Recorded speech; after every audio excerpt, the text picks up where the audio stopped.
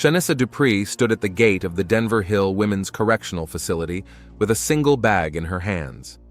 9 years of imprisonment had left their mark on her face, fine lines around her eyes and a hard crease at the corners of her mouth. The cold spring wind ruffled her newly grown hair, which she had pulled back into a tight ponytail. Behind her, the gate clanged shut, cutting her off from her past life. Ahead lay a dusty road and an unknown future. 39 years old, nearly a decade behind bars, and no one was there to meet her at the gate. No one was waiting. Shanrisa took a deep breath of freedom and headed for the bus stop. In her pocket, she had only $153, the money she had been given upon her release, and a few crumpled bills she had kept all these years. It should be enough to get her by for a while. The bus crawled through the outskirts of Denver, and with every mile, Shanri's heart beat faster. She looked out the window at the changing cityscape. A lot had changed in 9 years. New signs had appeared, some buildings had been torn down, and others had sprung up in their place. But when the bus entered Montbello, her neighborhood, time seemed to slow down. The same peeling facades, the same rusty swings in the playground, the same graffiti on the walls. Montbello hadn't changed in decades. Shanrisa got off at the stop near the old Safeway supermarket and adjusted the strap of her bag on her shoulder.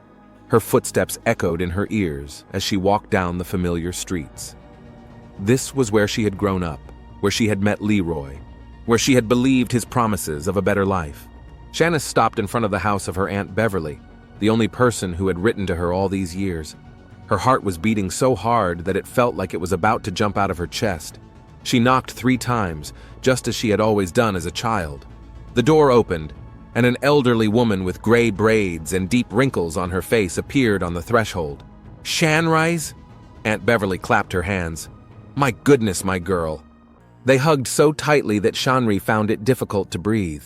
The smell of vanilla cookies and lavender soap, the smell of home, which she had been deprived of for so long. Come in," her aunt pulled her inside. "You must be hungry. I made your favorite stew." Aunt Beverly's house hadn't changed much. The same faded floral wallpaper, the same photos on the walls, the same creaky floorboards underfoot. Shanrise went into the kitchen and sat down at the old wooden table where she had spent so many evenings as a child.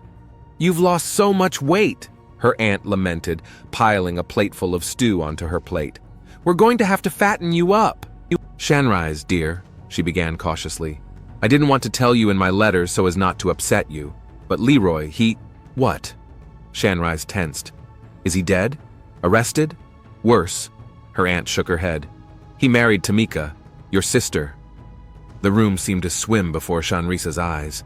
Her stomach clenched, and the delicious stew suddenly tasted bland. "When?" was all she could manage. 3 years ago. They live in your mother's house in Whittier Park. They have a child, a boy, 2 years old." Shanrisa froze, trying to comprehend what she had heard. 9 years behind bars for a crime Leroy had committed. 9 years for a man who had sworn to wait for her, promised that they would start a new life when she got out. And now he was with her younger sister, with Tamika, who was only 21 when Shanisha was arrested. "Where's Mom?" Shanisha asked, feeling a lump rise in her throat. "She died 5 years ago. Heart attack." Aunt Beverly placed her wrinkled hand on hers. "I wanted to tell you, but the warden decided it was better if you didn't know. They were afraid you'd, well, do something to yourself." Tears streamed down Shanissa's cheeks. Her mother was dead, and she hadn't even been able to say goodbye. She hadn't been able to be there for her last moments. "What about my father?" "He's still sitting in the bar on East 34th, drinking, just like before. He comes to church sometimes, but rarely." Shanrisa nodded. Her father had always been an alcoholic, and nothing could change him. "You can stay with me as long as you need to," said Aunt Beverly. "The couch in the living room pulls out. It's not the most comfortable place, but it's better than nothing." "Thank you, Auntie." Shanrisa wiped away her tears. "It won't be for long. I'll find a job and rent something." "Take your time." Her aunt patted her hand. "Get used to your freedom first. The world has changed a lot over the years." That night, Shanrisa hardly slept. She lay on the old sofa, staring at the ceiling and thinking about Leroy and Tamika. About the day when the police broke into their apartment and found the stolen money and the gun. About how Leroy begged her to take the blame, promising that as a woman with no criminal record, she would be released on bail or given a suspended sentence.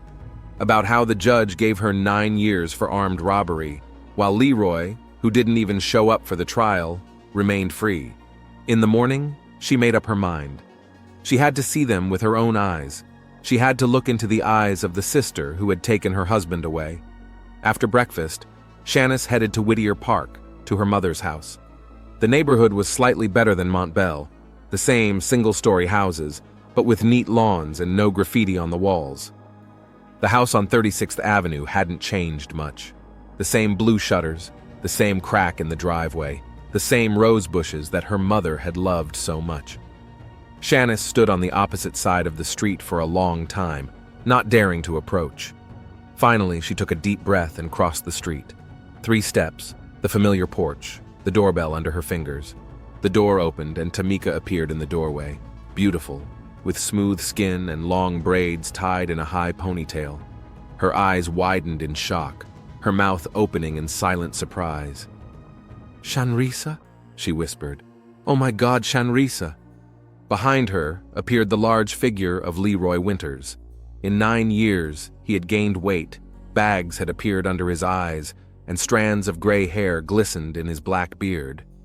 But it was still the same Leroy, with his heavy gaze and perpetually pursed lips. "Look who's back," he said mockingly. "The couch potato has graced us with her presence." "Leroy," Shanrisa looked him straight in the eye. "I left." "I see." He crossed his arms over his chest. "And now what?" Tamika looked from her sister to her husband, clearly not knowing what to say. "Can I come in?" Shanrisa asked. "To my house," Leroy snorted. "This isn't your house anymore, baby. The house went to Tamika after your mother died. It's all legal, there are papers." Shanrisa clenched her fists so tightly that her nails dug into her palms. "I want to talk to my sister." "Talk." Leroy didn't move. "Alone."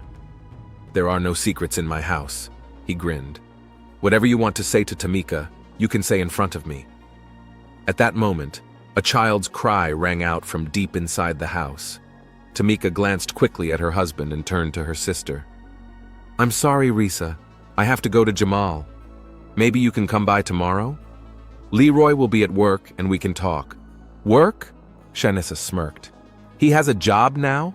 "I'm a manager at Target," Leroy said through clenched teeth. "Did you think I was still stealing cars?" "I don't know, Leroy. I thought you were a man of your word. I guess I was wrong." His face darkened, and a familiar dangerous gleam flashed in his eyes. "Get out of here, Shanice. You're not welcome here." "Leroy!" Tamika exclaimed. "Don't say that." "Shut up and go to your son," he barked, and Tamika, casting a last guilty glance at her sister, disappeared into the house. Shanrisa shook her head. "I see you're still the same, Leroy. You still treat women the same way. And you're still the same fool." He leaned closer. 9 years in a cage taught you nothing? Stay out of my life, Shanrisa. I'm not kidding. This is my family. She didn't look away. My sister, my home. It was yours, he grinned. Now get out of here before I call the cops. I don't think your parole officer will be happy that you're disturbing the peace on your first day of freedom. Shanissa backed away, realizing that she wasn't going to get anywhere. Leroy slammed the door in her face, leaving her alone on the porch of the house she had grown up in. The house she could never enter again. Shanissa spent the next week looking for work. With a criminal record for armed robbery, it wasn't easy, but she got lucky. An old friend of her mother's, Miss Chome, ran a hair salon in Montbell and agreed to take her on as a cleaner with the possibility of training to become a stylist. You've always had golden hands, Miss Chome said, looking her up and down, and a keen eye. Learn how to cut and color, and I'll take you on as an assistant. Shanissa was grateful for the opportunity. The pay was low, but it would be enough for a room and food. By the end of the week, she had found a cheap studio apartment in an old house not far from the hair salon and moved out of her Aunt Beverly's place, who saw her off with tears in her eyes. Every day, Shanrisa walked past her mother's house, hoping to see Tamika without Leroy. But her sister seemed to be avoiding her. Whenever Shanrisa saw her on the street, Tamika pretended not to notice or hurried away in the opposite direction. On Friday evening, on her way home from work, Shanrisa stopped at the supermarket to buy groceries for the weekend. At the checkout, she ran into Leroy. "You again," he said through clenched teeth. "Are you following me?" "Actually, I'm just here for bread," Shanrisa said, pointing to the basket in her hand. "But I'm glad I saw you. We need to talk." "We have nothing to talk about. About the 9 years of my life I gave to you." Leroy looked around to make sure no one was listening, then grabbed her by the elbow. "Let's go outside," he hissed. They stepped out into the supermarket parking lot, where Leroy dragged her around the corner of the building, away from the eyes of shoppers. "Listen to me carefully." His voice was low but threatening. "I don't owe you anything. You agreed to take everything on yourself back then." "Because you promised to wait!" Shanissa wrenched her hand from his grip. "You swore we'd start over when I got out." "That was 9 years ago." Leroy rolled his eyes. "You thought I was just going to sit around and wait for you to rot in prison?" "I have my own life, Shanissa. And your sister, by the way, deserves happiness too." "Happiness? With you?" Shanissa smiled bitterly. "You're using her like you used me, but one day she'll see you for what you really are." Leroy took a step forward, his face contorted with rage. "Stay out of my family, Shanissa. This is your last warning." "Or what?"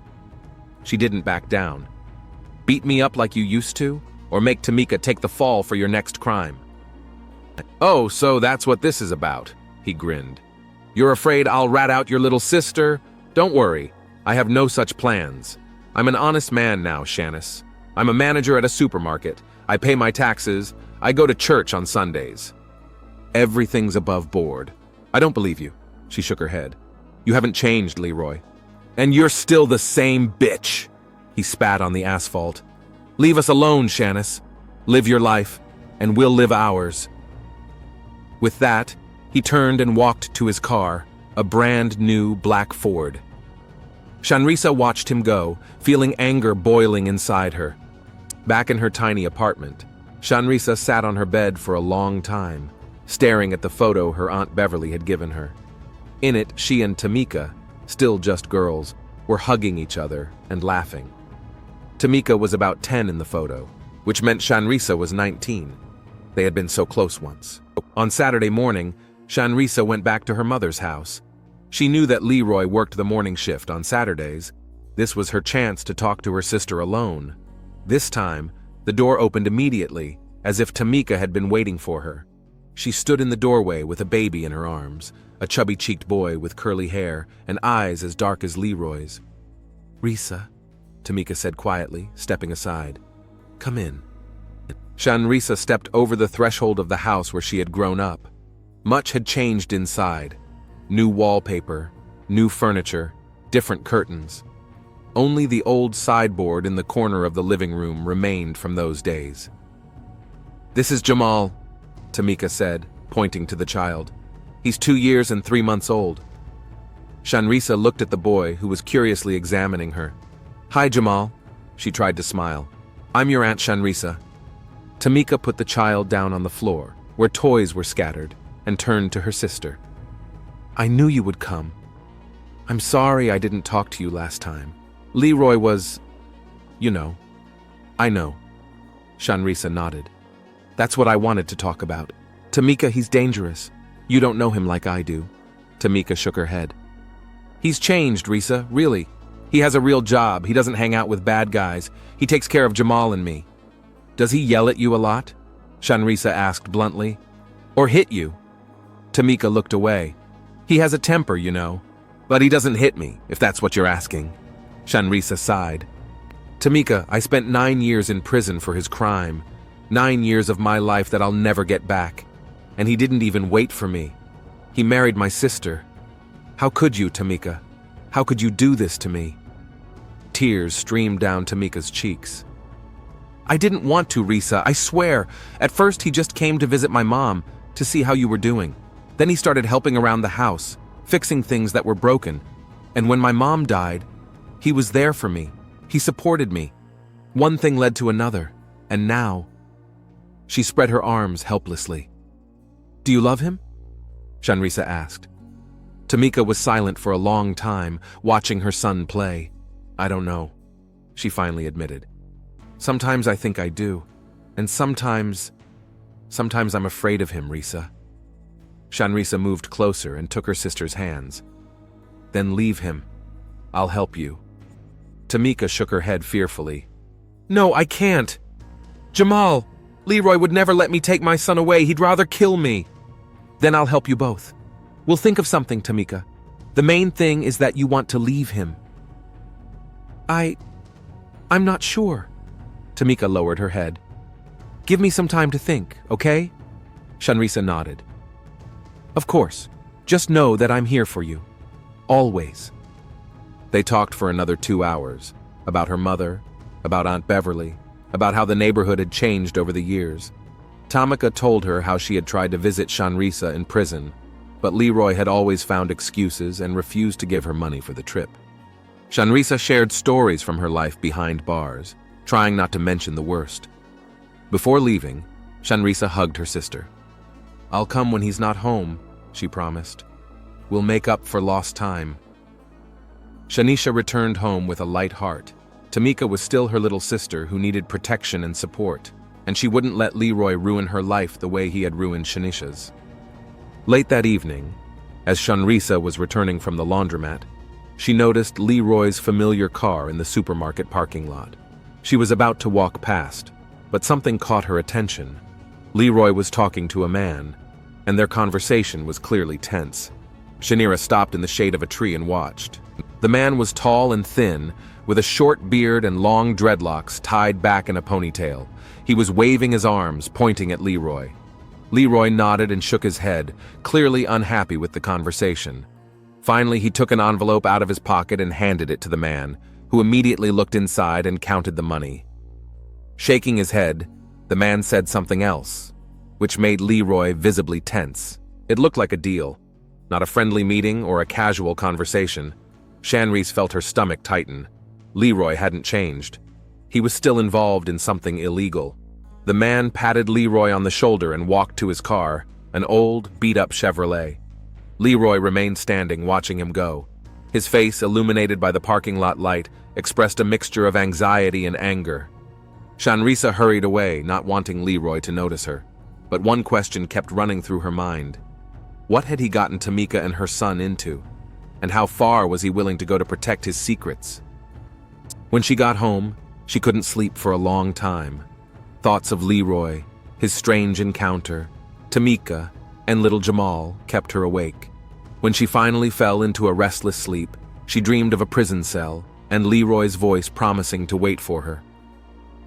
A phone call woke her up at 3:30 in the morning. Shanice reached for the phone her Aunt Beverly had given her and struggled to press the answer button. "Hello?" she muttered sleepily. "Risa." Tamika's voice trembled with tears. "Risa, it's me, Leroy. Leroy is dead. He's been shot." Detective Michael Gaines crouched down next to a black Ford, carefully examining the blood spatters on the driver's seat. The 45-year-old police officer, who had served 22 years with the Denver Police Department, had seen hundreds of murders, but this crime scene seemed particularly neat, almost clinical. 2 shots to the chest, no signs of a struggle, no witnesses. Leroy Winters died instantly. "What do we have, Rodriguez?" Gaines asked, getting up and dusting off his knees. A young female officer flipped through the pages of her notebook. "Leroy Winters, 43 years old, manager at Target." The body was discovered by a supermarket security guard at around 2 a.m. while he was making his rounds. The car had been here since the evening, but no one had noticed it. Family? A wife, Tamika Winters, and a son 2 years old. They've been notified. The wife identified the body. Gaines nodded and walked around the car. The driver's window was smashed, and shards of glass glinted on the asphalt. "Looks like a contract killing," the forensic expert remarked as he collected samples. "Clean, quick, no fuss." Gaines nodded in agreement. Someone had approached the car, smashed the window, fired 2 shots, and disappeared. professional work. "Check the surveillance cameras," he told Rodriguez, "and find out everything you can about our victim. Criminal record, connections, debts, everything." "Yes, sir," she nodded. "Anything else?" "Yes," Gaines looked around. "Find out who last saw him alive, and find me the gun." An hour later, Gaines and Rodriguez stood at the door of the Winters house. The door was opened by a young woman with tear-stained eyes, dressed in an old robe. "Mrs. Winters?" Gaines asked, showing his badge. "Detective Michael Gaines, homicide. This is Officer Rodriguez. We'd like to ask you a few questions." Tamika nodded silently and let them in. In the living room, an elderly woman with gray braids was watching her. Gaines thought her face looked vaguely familiar. "My aunt, Beverly Jackson," Tamika introduced her. "She came as soon as I called her." Gaines nodded to the old woman and sat down across from Tamika. "Mrs. Winters, I'm very sorry, but I have to ask you a few questions." "I understand," she replied quietly.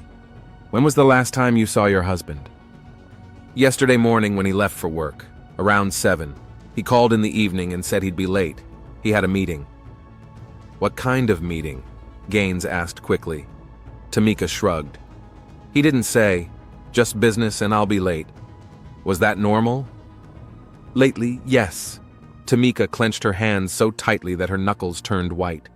"He often stayed late after work. He said he had meetings with suppliers, but I didn't believe him." "Why?" "He smelled of alcohol when he came home, and sometimes perfume, women's perfume." Gaines exchanged glances with Rodriguez. Another banal murder motivated by jealousy? "Do you think he had a mistress?" "I'm sure he did," Tamika replied bitterly, "but I don't know who she is."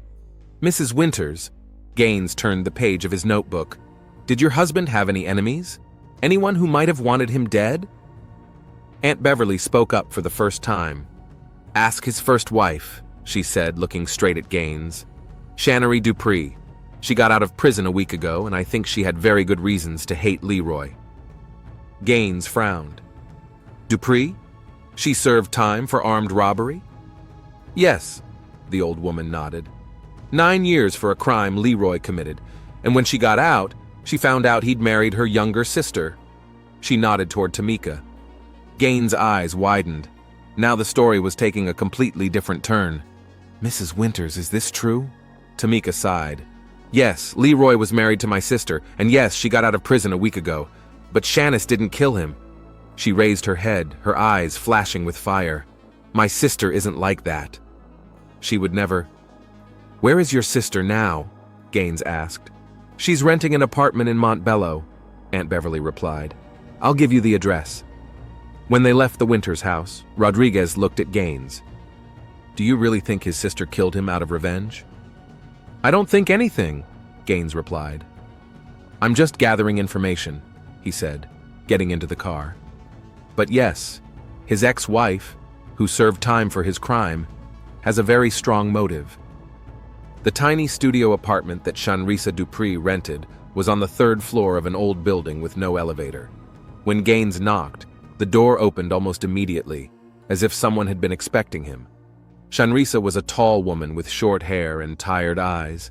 She gave the detective a searching look and nodded. "You're here about Leroy," she said, not asking a question. "Come in." The apartment was so small that 2 people could barely pass each other. Shanrisa sat down on the bed and pointed Gaines to the only chair at a tiny table. "Do you already know?" he asked. "Tamika called me last night," Shanrisa replied. "I went straight to her place, but then I thought it wasn't a good idea to stay there. The cops would be there for sure," she said with a bitter smile. "And as you can see, I was right. Miss Dupree, I'm Detective Michael Gaines, investigating the murder of Leroy Winters. I need to ask you a few questions." "Of course." She crossed her arms over her chest. "Ask away." "Where were you last night between 10 p.m. and 2 o'clock a.m.? "Here," she replied without hesitation. "I was doing laundry in the laundry room on the 1st floor. Then I came back to my room and went to bed." "Can anyone confirm that?" "My neighbor, Mrs. Williams, saw me in the laundry room around 11. Then I went up to my room and didn't come out until morning." Gaines wrote the neighbor's name in his notebook. "Did you know that Leroy was going to be at the supermarket that evening?" No, Shanice shook her head. I didn't keep track of his schedule. But did you see him after you got out of prison? Twice, she nodded. Once I went to their house to talk to his sister. He was rude and threw me out. The second time we ran into each other was at the same supermarket where he was killed. When was that? The night before last. What did you talk about? Shanriza shrugged. He threatened me, told me to stay away from his family. Did you have an argument? You could say that. Did you see him after that? Shanisha hesitated for a moment. I saw him, but he didn't see me, she admitted. I was coming back from the laundromat and saw him talking to a man in the parking lot. They clearly weren't getting along. Leroy gave him some money, but the man seemed unhappy with the amount. Gaines leaned forward. Can you describe the man? Tall, thin, with dreadlocks tied back in a ponytail, short beard, dark jacket. Do you know who he is? No, Shanissa shook her head. But from the way they were talking, they seemed to have known each other for a long time. Gaines made a few more notes and looked at Shanissa. Miss Dupree, I have to ask you straight. Did you kill Leroy Winters? Shanissa didn't even blink. No, she replied calmly. Although I can't say I'm particularly sorry about him. That man ruined my life. Tell me about it. What exactly? The crime you served time for. Shanissa sighed. 9 years ago, Leroy worked at a car wash, but he was always short of money. He started moonlighting by stealing cars, then got involved in more serious stuff. One night, the cops found a gun and money in our apartment, evidence from a robbery he had committed with his friends. Leroy begged me to take the blame. He said that as a woman with no criminal record, I had a better chance of getting probation. He promised he would wait for me and that we would start a new life when I got out. She said with a bitter smile.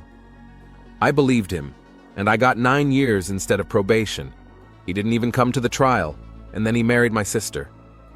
Gaines looked at her with a slight squint. So you had a very strong motive to want him dead. I did, Shanrisa agreed. But I didn't kill him. I wouldn't risk my newly found freedom for a dead man. Gaines nodded, closing his notebook. Miss Dupree, don't leave town while the investigation is ongoing. I'll be back with more questions. Shanrisa walked him to the door. Detective, she called after him in the hallway. Please keep an eye on my sister and nephew. Tamika is very vulnerable right now. Of course, Gaines nodded, though he noted to himself that concern for the victim's family was rather unusual for the prime suspect. Back at the station, Gaines found that Officer Rodriguez had already compiled a thick file on the victim. Leroy Winters was not quite the model citizen his wife had described.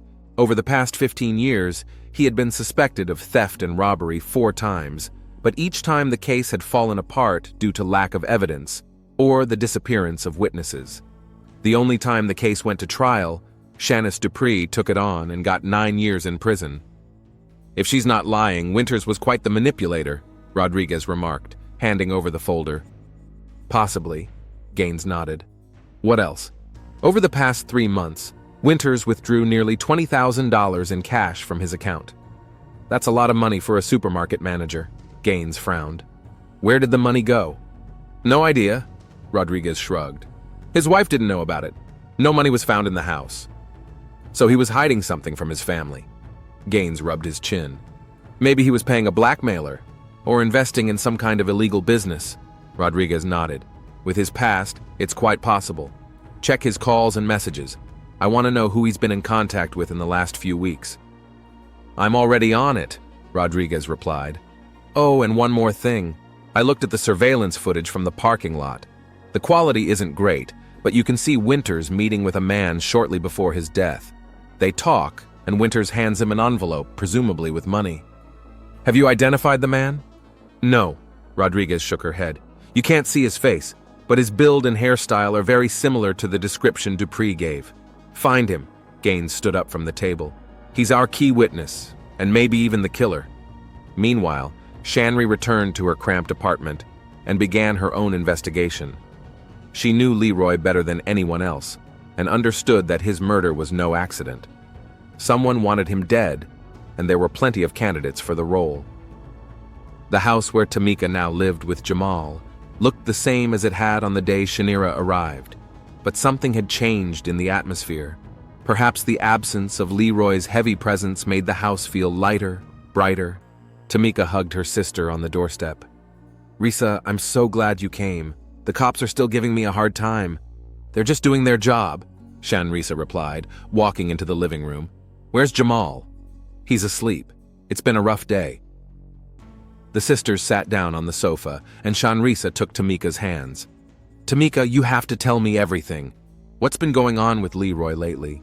Why was he carrying so much cash?" Tamika lowered her head. Daquan and Leroy became friends again a couple of years ago. At first they just drank together, then they started whispering about something. I don't know the details, but Leroy said they had a plan to make a lot of money, and that soon we could leave this neighborhood. "And you believed him?" Tamika smiled bitterly. "Deep down, no. I knew who Leroy was. But Jamal, I wanted a better future for my son. He often argued with Daquan on the phone. I heard bits and pieces, something about a deal, someone's share, someone screwing them over. Do you think they cheated someone, and that person came after Leroy?" "Maybe," Tamika nodded. "Or maybe Leroy cheated Daquan. He would have done it." Shanrisa stood up and paced the room. "Tamika, if you're hiding something, it could be dangerous. For you and for Jamal." "I'm not hiding anything," Tamika replied too quickly, getting up from the sofa. "Would you like some tea? I'll make some." Shanrisa followed her into the kitchen, watching her sister's every move closely. Tamika was tense, her hands trembling slightly as she poured water into the kettle. Shanice Dupre sat on a bench in City Park, nervously glancing at her watch. She had 15 minutes until her appointment, but she had arrived early to look around. The bag of money she had taken from under the refrigerator at her sister's house lay nearby. Shanice had no intention of stealing the money, but she needed bait for Daquan Mills. Finding him wasn't that difficult. One call to an old acquaintance from Montbello, and she had Daquan's address and even his phone number. The conversation was short. "I have what Leroy was looking for. Meet me at City Park by the fountain at 2 o'clock. Shanice spotted him from afar, a tall figure with distinctive dreadlocks tied back in a ponytail. Daquan Mills was exactly as she had imagined him, muscular, with the wary gaze of a man who had spent a lot of time behind bars. "Are you Shanice?" he asked, approaching her. "The sister?" "The wife," she corrected. "Daquan Mills, I presume?" He nodded and sat down next to her, keeping his distance. His eyes quickly glanced at her bag. "What do you have?" "Money," Shanira replied bluntly. "The 20,000 Leroy hid under the refrigerator, and a note with your name on it." Daquan tensed. "Let me see." Shanrisa took out the note and handed it to him. Daquan quickly scanned the text and cursed. "Son of a bitch," he muttered. "He was going to double-cross me after all." "Tell me what happened." Shanrisa moved her bag closer to him, as if to demonstrate the seriousness of her intentions. "I spent 9 years in prison for this man. I want to know why he was killed." Daquan looked at her for a long time, as if assessing whether he could trust her. Then he sighed. "We pulled a scam at Target," he finally said. "Leroy, as a manager, had access to invoices and deliveries. We set up a scheme where we ordered expensive electronics supposedly for the store, but the goods were actually being sold on the side. I was in charge of sales. We're talking serious money here, about 100,000. And what went wrong?" "Leroy," Daquan grimaced. "That shithead always wanted more. He decided to screw not only me, but also the other guys we worked with. Take all the money and run. He had a plan all worked out. New ID, tickets to Mexico." "What about Tamika and Jamal?" Daquan smirked. "The irony, huh? He was going to do the same thing to her that he did to you. Dump her. Used her and threw her away. That was Leroy." Shanice nodded. She knew all too well what Leroy was capable of. "But why did he trust you with the tickets and documents? You two didn't get along." "He didn't trust me." Daquan shook his head. "He only trusted money. He paid me $5,000 to get the documents through my people. I was supposed to give him another 5 when I got the package. But I found out about his plans to cheat everyone, so I decided to play it safe and hold on to the package until he paid me my share in full." We met on the evening of his death to discuss the handover. He only gave me half of what he promised. "And that's why you killed him?" Shanrisa asked bluntly. Daquan spun around, anger flashing in his eyes. "No!" He almost shouted. Yes, I was angry, but not stupid enough to kill him on camera in a supermarket parking lot. He lowered his voice. After our meeting, I left. That was the last time I saw him alive. Shanri studied his face closely, looking for signs of deception. But Duck-One seemed sincere. If it wasn't you, then who was it? Think.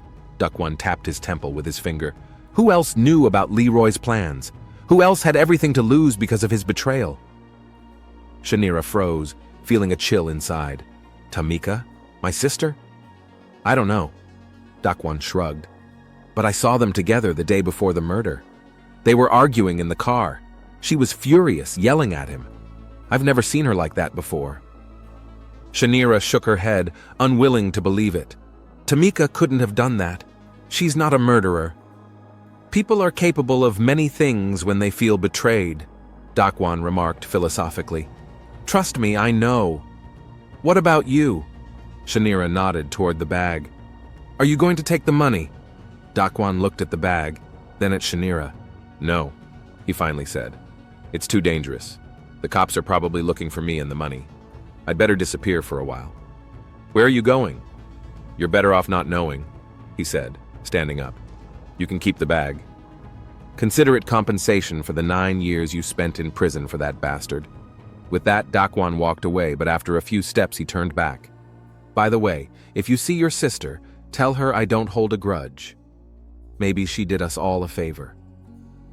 Shanrisa sat on the bench for a long time, staring at the bag of money and trying to make sense of what she had heard. Was it possible that the quiet, always submissive Tamika had killed Leroy? It seemed unbelievable. But then again, 9 years was a long time. People change, especially when life is hard on them. And life with Leroy Winters couldn't make anyone happy. When Shanice returned to her apartment, a surprise awaited her. Detective Michael Gaines was sitting on the steps. Detective, she nodded as she climbed the stairs. To what do I owe the honor? I have news, Miss Dupree, Gaines said, standing up. We found the murder weapon, a 9mm Glock pistol. It was thrown into a dumpster 2 blocks from the crime scene. So what? Shanrisa unlocked the door and looked questioningly at the detective. Your sister's fingerprints are on the handle, Gaines said bluntly. And there's something else. The security camera on the next street shows a female figure matching Tamika's build walking away from the crime scene around the time of the murder. Shanrisa felt the ground slip away beneath her feet. That's impossible, she whispered. It must be some kind of mistake. Fingerprints don't make mistakes, Miss Dupree, Gaines said gently. I'm on my way to your sister's house right now. I thought you might want to come with me. Shanrisa nodded, still unable to believe what was happening. On the way to her mother's house where Tamika lived, she told Gaines about her meeting with Duck-One Mills and his version of events. So that's why Winters withdrew $20,000 from the account, Gaines said thoughtfully. 10 for Mills for the documents, the rest for her escape. But that doesn't explain Tamika's fingerprints on the gun, Shanrisa shook her head. There are 2 possible explanations for that, Gaines said. Either she really killed her husband, or someone really wants everyone to think she did. Tamika's house was silent when they arrived. The detective knocked on the door, but no one answered. Maybe she went shopping? Shanrisa asked hopefully. Maybe, Gaines frowned, trying the door handle. To his surprise, the door was unlocked. They entered the house, looking around warily. The living room was empty, as was the kitchen. Shanrisa peeked into the bedroom and was relieved to see little Jamal sleeping in his crib. But Tamika was nowhere to be found. She wouldn't abandon her child, Shanrisa said confidently. She'll be back soon. Unless she panicked when she found out we found the gun, Gaines remarked. My man came here this morning to question the neighbors. Someone may have let something slip. They decided to wait for Tamika in the house. Shanrisa made tea while Gaines searched the rooms for clues. Suddenly, the sound of a car pulling up reached them from the street. Shanrisa looked out the window and saw Tamika getting out of a taxi with several bags in her hands. She looked exhausted, but calm. She's here, Shannery said, and she and Gaines went out onto the porch. When Tamika saw them, she froze for a moment, then slowly approached. Risa, she nodded to her sister, then turned to Gaines. Detective, is something wrong? Mrs. Winters, we need to talk, Gaines said. "We found the weapon used to kill your husband." Tamika paled, but kept her composure. "What does that mean?" "Your fingerprints are on the handle," Gaines said bluntly. "And we have video footage of a woman who looks like you leaving the scene of the crime." Tamika stared at them silently, then looked at her sister. "Is Jamal okay?" "Yes, he's asleep," Shanice replied. "Tamika, what's going on? This is some kind of mistake, right?" Tamika sighed and dropped the bags on the steps. "Let's go inside."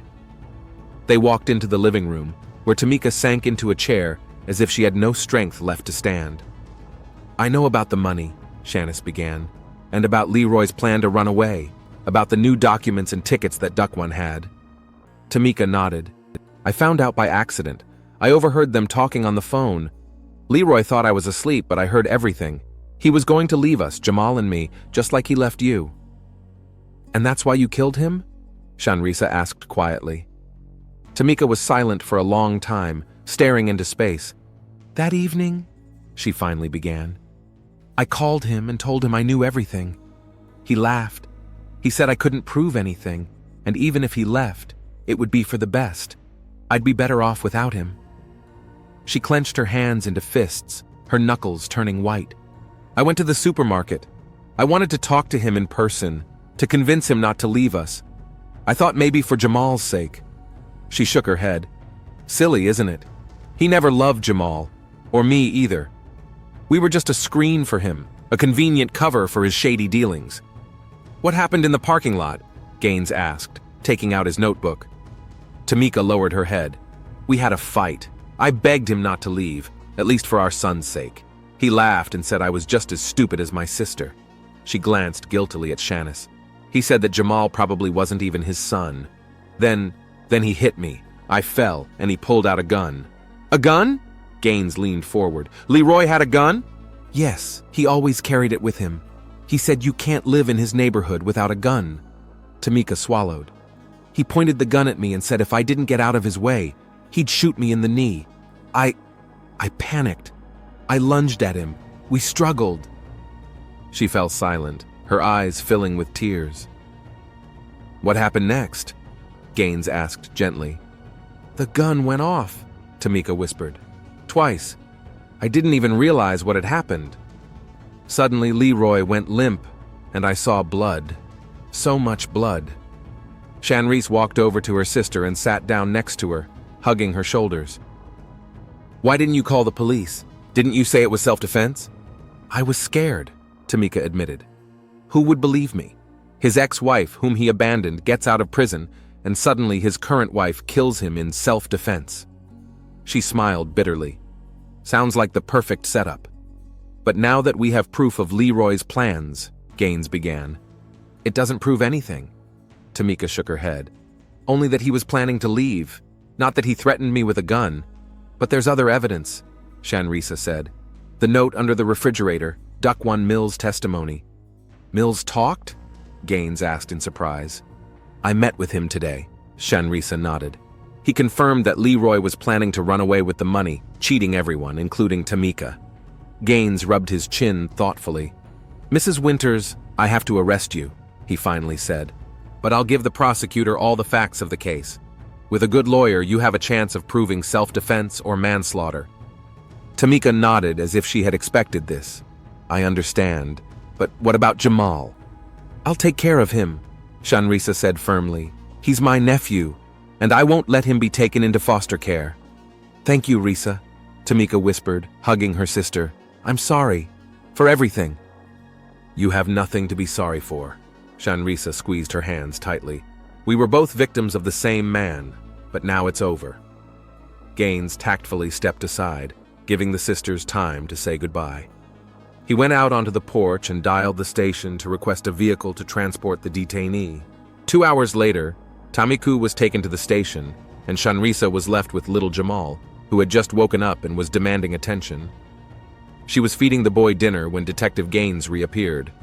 "Miss Dupre," he said as he entered the kitchen, "I wanted to let you know that the prosecutor has agreed to treat the case as manslaughter with mitigating circumstances. If all goes well, your sister could get probation." "Thank you, Detective," Shanrisa said sincerely. "You're a good man." Gaines smiled faintly. The law and justice don't always coincide. In this case, I'm glad I can tip the scales a little. He walked over to the table and handed Shanrisa his business card. If you need anything, call me. And take care of the boy. He's lucky to have an aunt like you. When Gaines left, Shanrisa picked up Jamal and went out onto the porch. The sun was setting, painting the Denver sky orange and pink. The boy trustingly laid his head on her shoulder, and Shanrisa felt warmth spread through her chest. 9 years behind bars had taught her many things, but most importantly, to value freedom and family. Now she would do everything she could to get her sister home as soon as possible and ensure that her nephew never found out what kind of man his father had been. Leroy Winters had ruined the lives of 2 sisters, but he had not broken their spirit. Now that the truth was out, they could start over. Together. And the gym bag with $20,000 hidden under Shannery's bed was a pretty good start to a new life.